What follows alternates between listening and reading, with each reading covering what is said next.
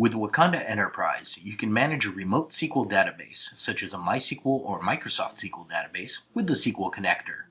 Let's see how we can connect the Wakanda.org website's MySQL database and retrieve blog posts.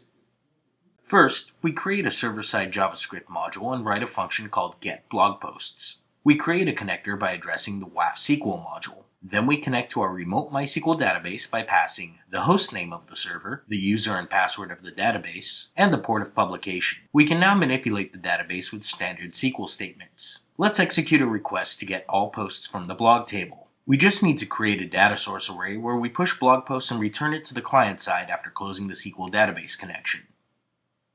On the main side of our app, we create a matrix with text widgets to display our blog posts. We create the data source that will retrieve data from the server and bind it to the matrix text field. When the page loads, we call the getBlogPost function of the SSJS module in asynchronous mode. When we receive the data from the server, we put it in the blog variable and synchronize our data source. That's it. Let's see the result. Great.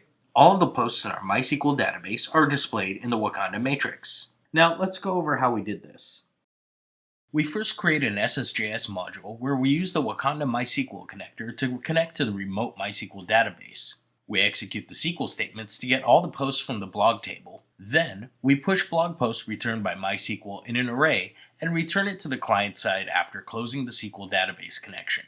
Finally, on the client side, we call the SSJS module function in asynchronous mode, and when we receive the data from the server, we put it in the blog variable and synchronize our data source. Nothing could be easier.